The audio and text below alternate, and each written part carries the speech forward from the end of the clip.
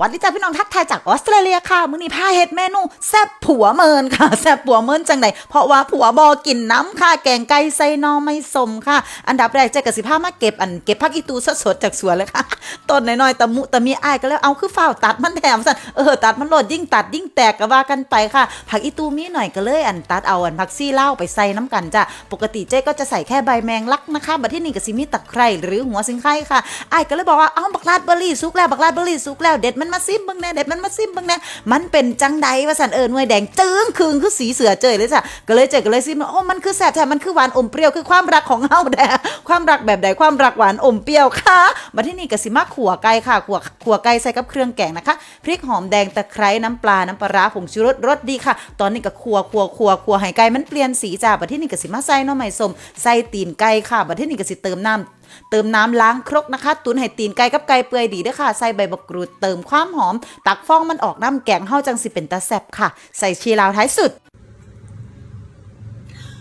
สวัสดีจ้าพี่น้องมาแล้วจ้ากินข้าวน้ำกันมื้อนี้กินกับเมนูแซ่บผัวเมินค่ะแกงไก่ใส่หน่อไม้ส้มเพราะว่าผัวบ่กินน้ำผัวบ่สนใจกินข้าวคนเดียวเหงาๆค่ะคำแรกหน่อไม้ส้มกับไก่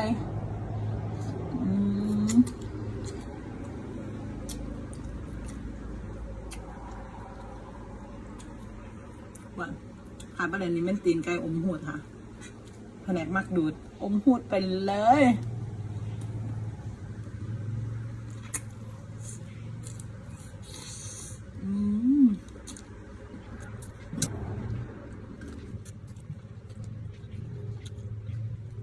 แกงไก่ใส่หน่อไม้ส้ม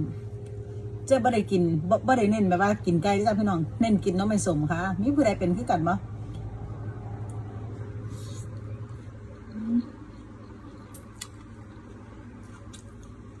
หอมผักอีตูมีหน่อยก็เลยใส่ผักชีลาวไปน้ำค่ะแค่พักสบาย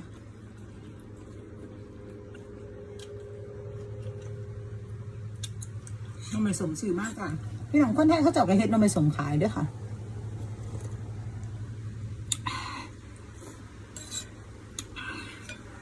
แต่ละประเทศเนี่ย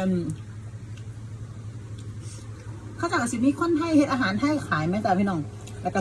ส่งไปซะนี่จังสิไหมหรือว่าไปน้ำตลาดนัดกสิมีขายเป็นบางตลาดนัดเด้อกสิว่ากันไปค่ะ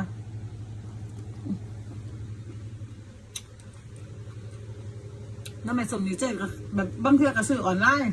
ซื้อน้ำเฟซบุ๊กสิมีกลุ่มคนไทยในประเทศนั้นในประเทศนี้มั้ยแต่ว่าจะเรียกอะไรก็ซื้อกลุ่มคนไทยในออสเตรเลียพืชผักไทยในออสเตรเลียอย่างจังสิไหมค่ะ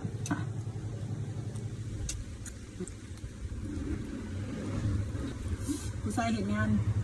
ผู้ชายประสนใจเลยเมนูแกงน้ำมันสมคุณอย่างนี้เสียงฟ้าห้องมาจากพี่น้องฟ้าห้องฝนกระตกเมื่อคืนฝนตกต่อเนื่องเลยค่ะ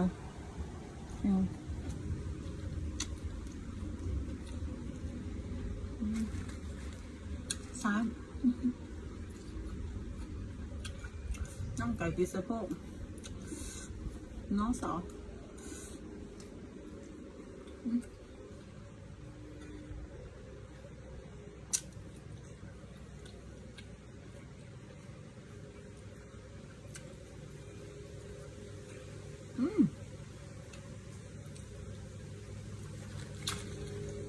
สีมันก็เป็นตาแสบเนาะสีมันจืดๆแต่ว่ามันก็แสบด้วยจ้ะพี่น้องแกงไก่ใส่หน่อไม้ส้มค่ะ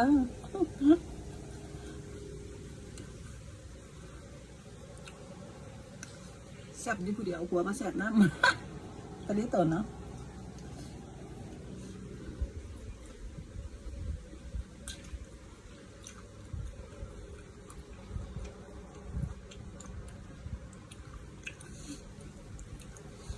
หอมมากอีตูค่ะ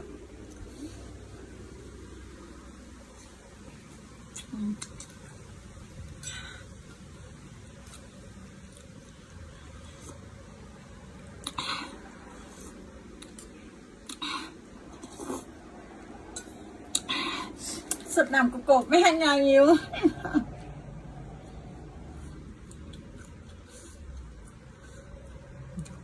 แล้วผักน้องใหม่สมหลายๆ ไก่บ่เน้น